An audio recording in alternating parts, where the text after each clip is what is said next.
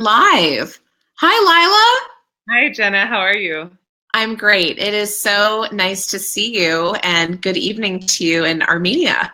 Thank you. Thank you. As I greet my mom sometimes in the morning, welcome from Tomorrowland. But we're in the Totally. same day, so it's a little different. Totally. Exactly.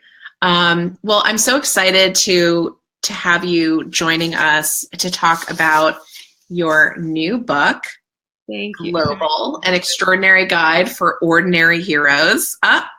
Cheers. Very cool. Yeah, cheers. Um, And this is just such a terrific book. I mean, one, you're a member of the network, and we're so excited to promote your work and talk about your journey professionally. This also happens to be a really terrific book and a great guide. So we have a lot to dig in to. But before we get to the book, um, I would just love for you to share with us a bit about your path and joining the USAID Foreign Service and kind of what led you there. Yeah, yeah. I mean, I can go all the way back to sixth grade, as I mentioned in the book, because I did a report about the Amazon rainforest, and it made me conscious of environmental degradation and kind of freaked out about it, and it made me a young environmentalist. So I thought that was going to be my career path. At the age of 12, I thought I was going to be an environmental activist.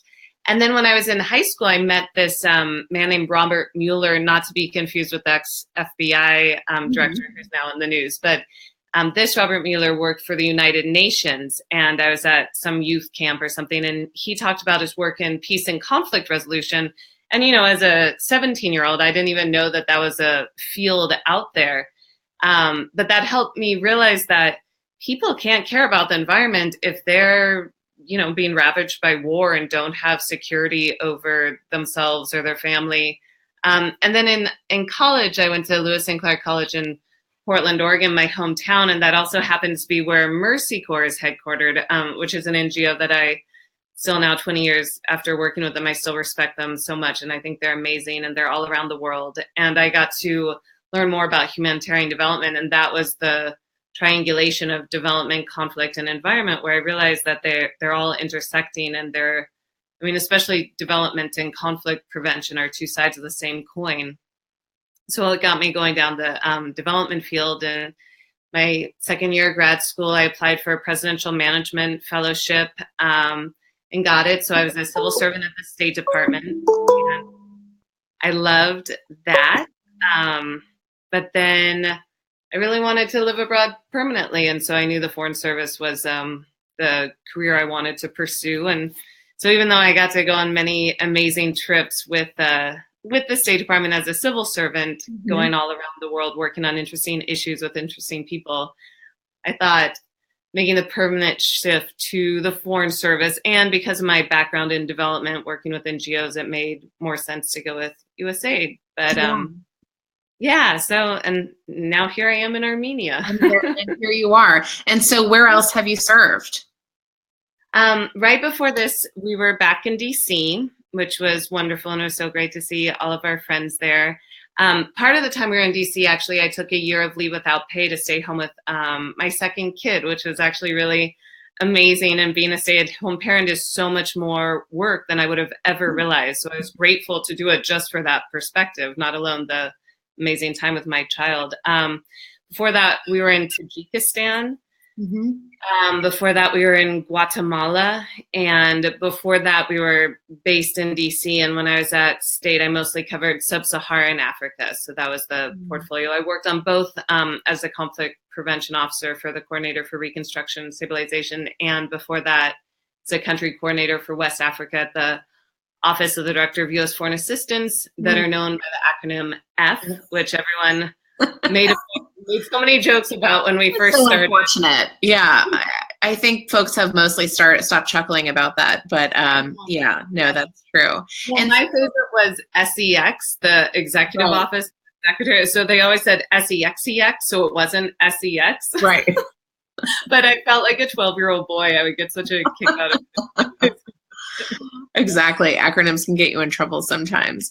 And so what is your current role in Armenia? So here I'm the director of the Sustainable Development Office, And it's called the Sustainable Development Office because it encapsulates all of our activities, covering activities in the sector of economic growth, democracy, human rights and governance, social protection, and health.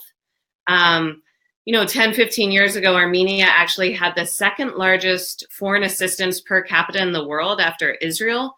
Wow. I mean, there's per capita, it's a small country. But in the meantime, the budget here has declined, which is goes along with the advanced development. This country is definitely pretty far along the development spectrum. And so because of that, as the mission gets smaller and smaller, they kept consolidating the offices. So right before I got here, there was 2. And then when I arrived, we merged it into 1, which, it means I never have a boring day. It's constant, different ministries, different technical issues, different stakeholders. It's pretty interesting. Yeah. So, and yet in somewhere in all of that, you managed to find time to write a book. Well, it took a couple years. So tell us about the decision to write the book and why you framed it the way that you did. Yeah. Well, in all honesty, it was my friend's idea about 8 or 9 years ago. We had studied international peace and conflict resolution for our master's degree together.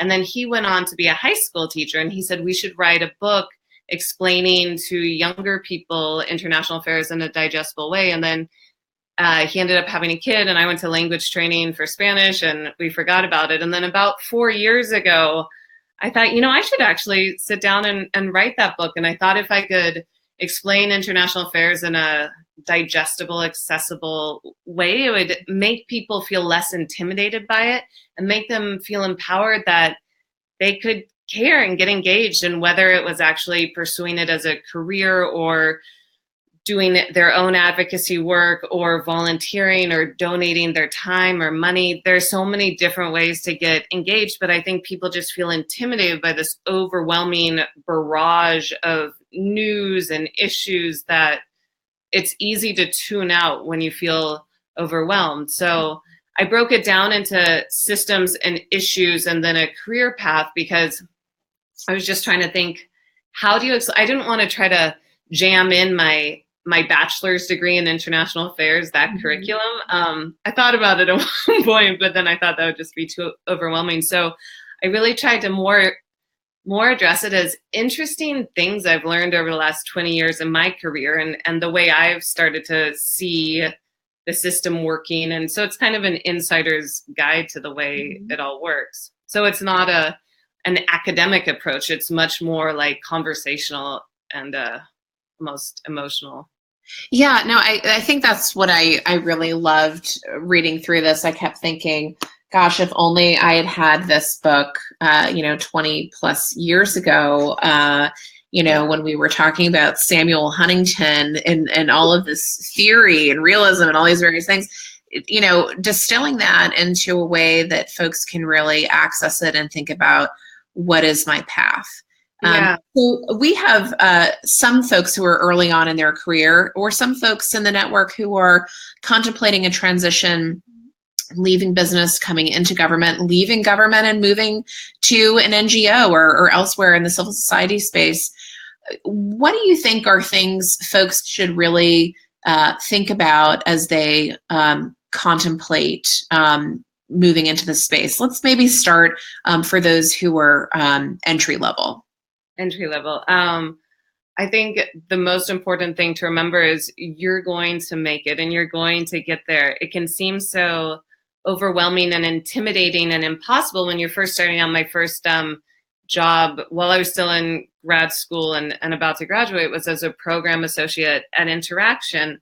And, so I was making copies for other people, and it was an interesting job, and I met some of my best friends there, and I was exposed to an array of issues, but I didn't feel like it was really using my skills and my capabilities, because of course, any entry-level job, it's not going to be like using all of your brain power all the time. And I think the real key is being patient and being okay with that, and realizing you do have to pay your dues and cut your teeth a little. Yeah. You can take on those responsibilities where you are using as many brain cells as you're able to connect in that moment. And that it happens. I mean, I remember even at Mercy Corps, before I went off to college, I was like an assistant editor on a website called Global Envision that Mercy Corps, I think they still have it actually, working on globalization and poverty alleviation issues. And I found it interesting, but I really wanted to work on the program side of things, and I just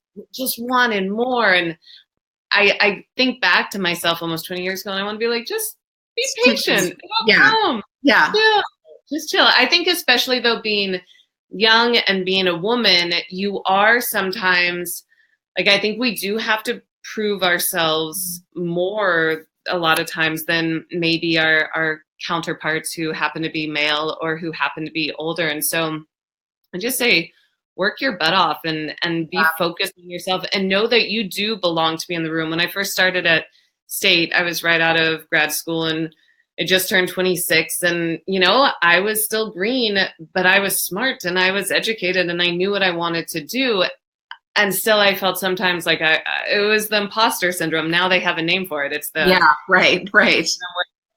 They're going to find out I'm not supposed to be here, and they're going to call me out and they're going to escort me to the front desk. But I realize that half the time, most people are just making things up. You know, that saying, fake it till you make it. Well, I love Amy Cuddy, you know, her power poses, fake it till you become it. And it's so true. You just keep acting like you belong to be there, and eventually you'll actually feel it in your heart. I mean, isn't that really kind of what it means to be the experience of so many of us, I think, early in our careers, is that, you know, on the one hand, there is this impatience and this eagerness to really get in and do substantive things. And sometimes those administrative tasks can be so frustrating, especially with our diplomas, you know, behind us.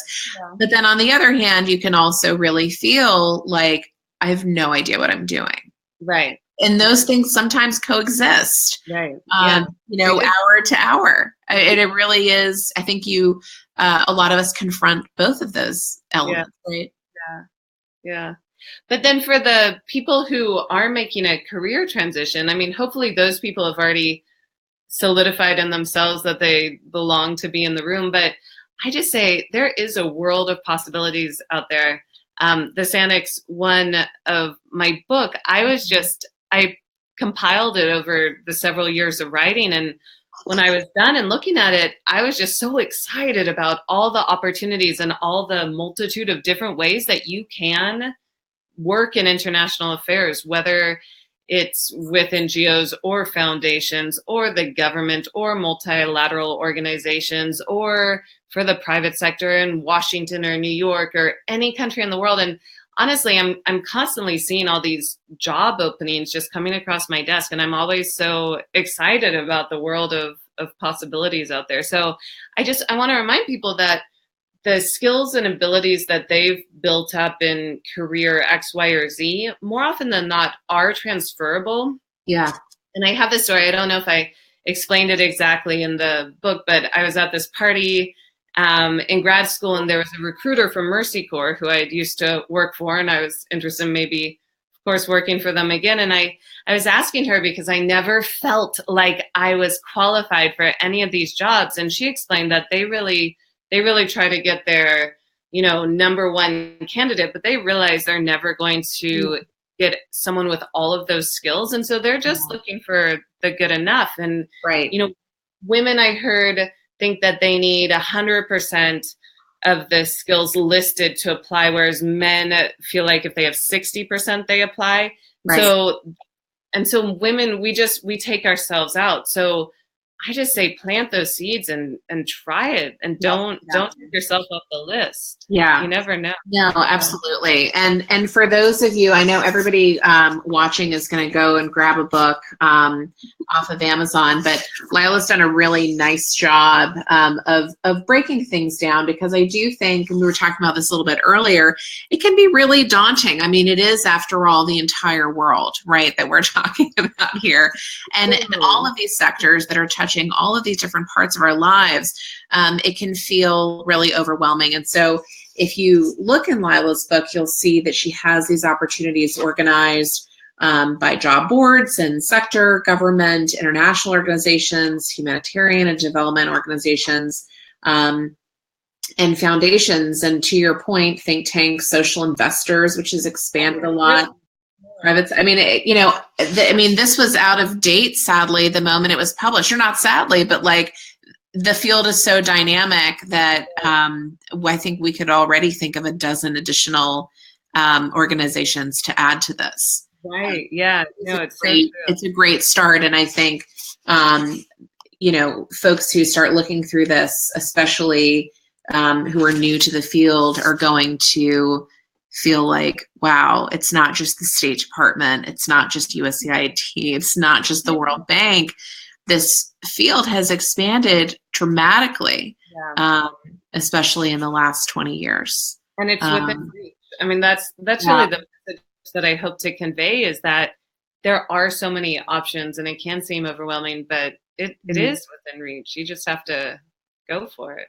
Yeah. So talk to us about the process of writing the book. You said it took about 4 years, which is a healthy gestation period, right? But not outrageous for how long it took by any stretch. I mean, these things really take time. This is your first book, right? And so can you talk to us just about the process? I mean, how does it work? I mean, you start putting pen to paper. At what point did you start engaging folks and shopping it around? And I think people would be interested to hear just about your own journey in getting this to print. Well, so I had this.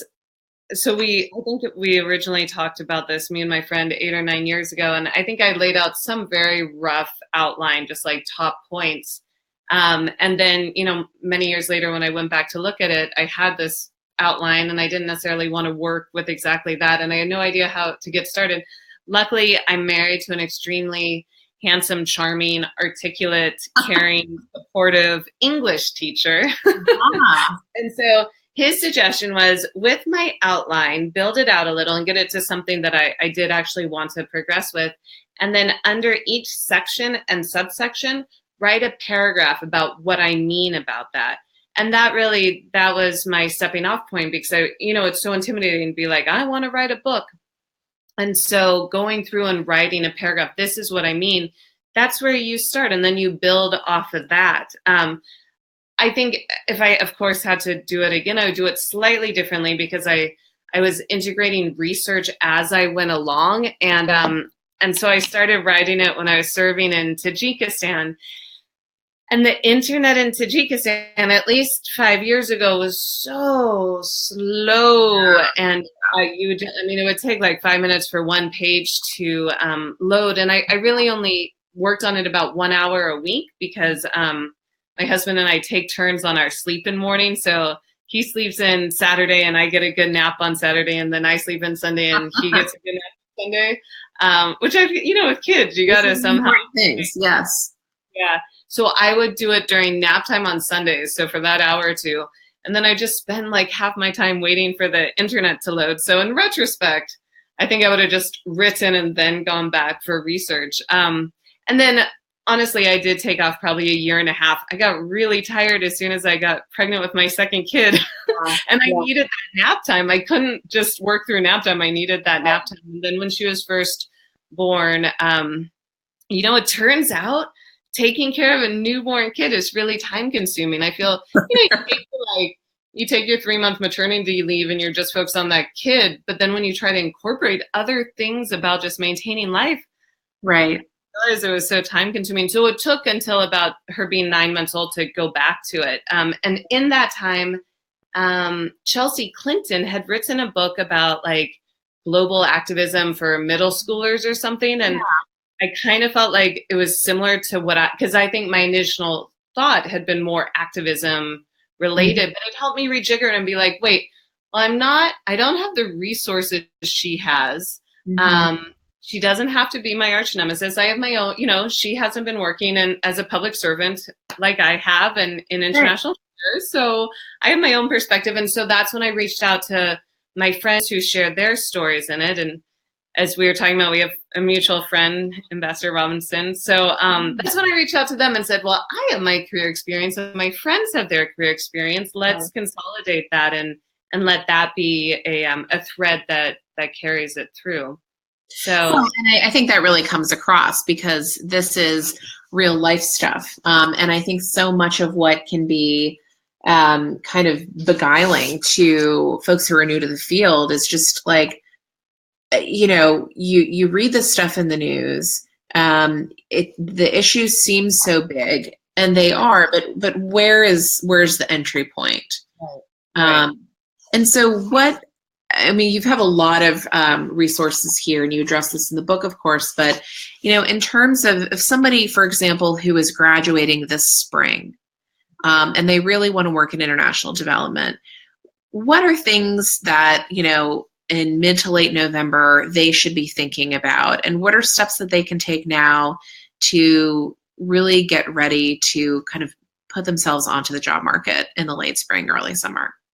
I mean, I am a huge advocate of internships, and I hope that comes across in my book. I feel like, when I was in college, a friend of mine graduated a couple years ahead of me, and she went to work in retail. So she graduated from this great college and was getting a job in retail. And that's when I realized that you really need the professional experience to complement your academic experience. Not only is it a resume builder, but it's a way to make connections with people who can be your mentors or advocates as you progress in your career. And it gives you a sense of what you might enjoy doing. Are you more interested in working for an advocacy organization, or an organization that does programming, or an organization that organizes other organizations, or monitoring? Or there's an endless multitude of ways that your career could evolve. As we were talking about, I thought I just wanted to work on technical issues, and then I realized I really like managing people, and so then that's the route my career took. But unless you do it, you don't know, because if you just theorize about it, you'll never really know. So number one are internships. And even if you're studying in like Kansas City or somewhere that's not like DC or New York that has all these international organizations located there, you can always do virtual internships. In that same annex, I have a list of different internships and fellowships available also, and some of them are virtual, like the United Nations does virtual internships.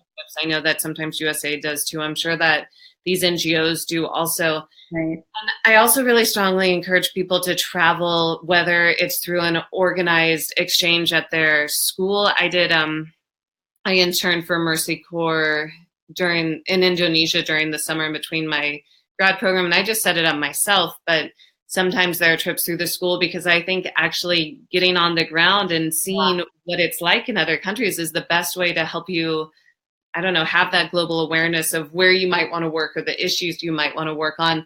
And a lot of times it can be a catch-22, getting that experience and needing that experience to get the job, but then having the experience. So I think that's why Peace Corps is an attractive route for a lot of people. I didn't do it personally. Did you do it, Jenna? I did not.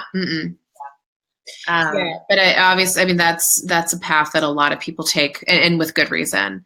And so a question that I had gotten from somebody recently was, she's weighing a study abroad opportunity, and she's got two possibilities. She could go to London and study international development with a very well-known professor, and academically it looks rigorous and appealing, or she could go to Kenya.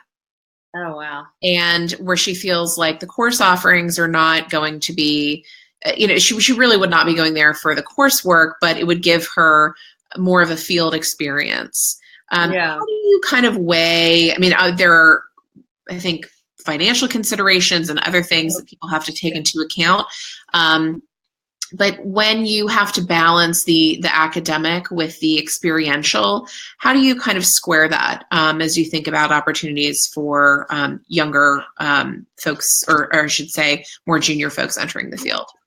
Well, I guess it depends on where your passion lies. One, if you think you might want to go work for a think tank, which is another section we'll see in Annex 1, or if you want to maybe teach or do something more theoretical, then doubling down on the academic path is definitely the way to do it. I was impatient and I wanted to be a practitioner. And so that's why a lot of grad students are in their later 20s. I was in my earlier 20s because I just wanted to get out there and start doing it. But I get it now why most are in their later 20s, because actually having that real life experience brings a richness to the academic pursuit that I don't think I quite as much had. Right.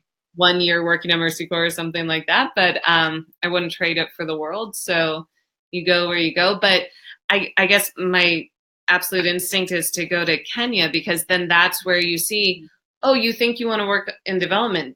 Can you actually stand the smell of burning garbage, or no traffic laws, or, sexism? We experience sexism in America, but it's definitely much more in your face in a lot of the countries where we work in. It's not as subtle as it is in America. And so I think you have to ground truth your interest a little in, oh, is that actually the life you want to lead? That being said, you can also work on really great, interesting development issues from Washington, D.C. or London or Geneva, work for the Global Fund in Geneva. So, I mean, right. There are lots of ways to get there. Yeah. And so similarly, with respect to language training, I mean, if you have, functional expertise that you want to pursue in global health, for example, what's your advice on language? You talked about being in language training. I'm personally a huge proponent of language. I feel like even if you don't speak the language where you're going, having had the experience of learning a language in the past, just like learning an instrument after you play piano, you can pick up clarinet and other things more easily.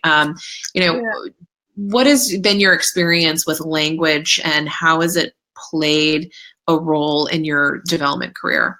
Yeah, no, that's an interesting question. My language was Japanese. It was my minor in college, and so it hasn't quite served me. I haven't worked for JICA, which is the Japanese version of USAID. It hasn't served me in my career as much, but what it did do is it was so hard. It's made every language I've had to learn since easy. So that's a real benefit. I was actually just talking about language training earlier today with one of my colleagues, because for our first tour, we have to place out in a language. So do the Foreign Service Institute testing in the language. And I was saying how I found it so challenging to do my job in a language I wasn't very good at, because it's one thing to learn enough of a language to be able to, you're having a meeting with the Minister of Education and you say, oh, nice to see you. How is your family? Great. Let's switch to the translators or something. And I actually really like doing meetings or presentations with translators, because it gives you time to think and take a break and, maybe rejigger what you're saying. Interesting. So, yeah. So maybe it's a great point. It slows you down. Yeah. That's a good thing. Yeah. So it's a tactic to let you kind of grapple with the current situation. But I sometimes pinch myself that I have a job where I get to learn languages, and I think it's fascinating. And that's something that studying abroad in Japan taught me about myself, was I liked that additional mental burden of having to understand the world that I couldn't understand most of it. And actually being back in America, or when I'm back in the States, I almost feel like I'm being spied upon. I feel like I don't have the privacy that I do in other places, because in America, people can understand what you're saying in the elevator, or you can understand what they're saying. So I actually find it pretty overwhelming to be bombarded with it. But I think it's great. That's why I think that people shouldn't do study abroad in an English-speaking country. Don't get me wrong. The idea of spending a couple months in London or Australia sound pretty awesome. And at the same time, if you're going to probably go there for vacation at some point anyways, why not stretch yourself a little and go somewhere where maybe you will pick up a little of the local language? Because I think that is important. Just being able to say hello and thank you and goodbye goes such a long way. People are so thrilled. Totally. And even, I think for those university students who maybe don't have the opportunity to go to Kenya, who could go to France or Spain, there's still, or to a more developed country, isn't there just still so much richness in being made to feel a bit uncomfortable and Oh, yeah, confront yeah. navigating that on your own. I mean, don't you have these memories of landing in a country and thinking, okay, uh, somehow this is going to work, and we're going to figure it out. I actually love that. That's how you move countries every 2 to 4 years in the foreign service. And I love that feeling the first month or so where you're just completely overwhelmed and you have no idea what's going on and you don't know how to dial the phone numbers. And so yeah, I love that part of being in a new country and having to figure it out and having it be a little overwhelming and scary, but also really exciting. And Yeah, totally. And I think also it cultivates a just this problem solving muscle, right? You know, if you've managed to kind of overcome all of these like minor hurdles and you become so used to that, it's a real skill and it makes you adaptable. Well, that said, you mentioned the financial burden, and I mean, I was raised by amazing parents, but they were hippies and didn't have a lot of money, and so that was always something I had to consider. And I just encourage people to find what works for them, whether that's maybe getting a volunteer opportunity closer to your community, because these domestic skills can definitely translate to an international dynamic, and having that on your resume is still going to help you. So maybe in college you can't afford to go off to Kenya, or maybe after college you have to get a job, but you can work part-time and intern part-time. You can work during the day and do virtual interning at night. You can go off to a Bangladeshi refugee camp and not get paid much but get by. I mean, there's always an option. I just think we can be not our own worst critics, but our own judges, saying, no, you can't do that, or, oh, that's too crazy. I mean, there have been so many times where I'm on a plane, I'm like, what am I doing? What am I doing? What have I done? Either because I'm going somewhere crazy, because I have a task in front of me I don't think I can accomplish. But I love that feeling where you're just like, I don't know if I can do this. And it goes back to faking it till you become it. Like eventually you realize, okay, I've had so many times where I didn't know if I could do it, and I did it.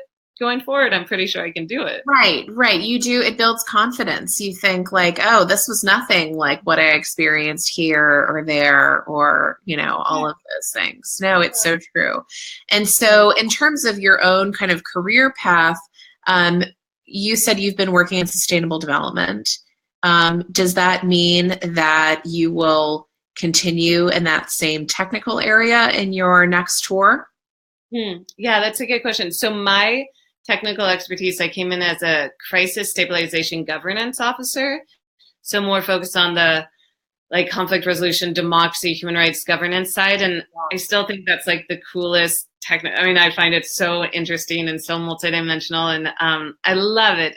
But as the office director, I don't actually get to delve too into any of the technical areas. And I think that's okay, because one thing I've realized is you don't have to be a technical expert to be a good boss. You just have to care and be engaged and be patient and have faith in your staff. And I have really amazing staff here who are some of the strongest professionals I've worked with anywhere. So I love working on the multifaceted portfolio where it does cover several technical areas. But I don't know. I have 3 more years here. It's a 4-year tour for USA. So I have 3 more years, which means 2 more years until I bid again. So like I was saying earlier, I thought I wanted to stay in the technical focus, but these last couple of tours I've done management and I realized I really like it. So I think I would want to continue managing offices, whether it goes back to just being in my technical field of democracy and governance, or whether it stays these multi-sectoral offices. We'll have to see. And as you know, the foreign assistance budget is in fluctuation, and so I think it'll depend in the next couple of years what USAID missions look like around the world and where they are.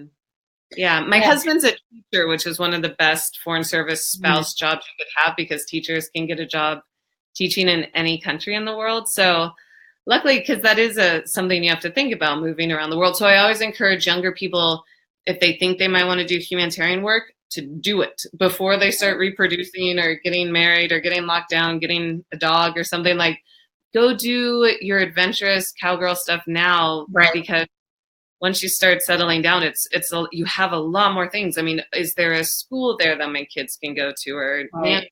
hire? Can my spouse work? But that's another thing. Advice: don't marry someone or live with them permanently who's not going to support you and think that you're a badass for wanting to go out and help solve the world's problems and travel the world. Like, that's who you need to be your partner. Absolutely. Absolutely. It is, isn't it just one of the most important things? I mean, it constantly reinforces everything you do, right? I mean, your ability to write this book would not have been possible if not for that time that you had.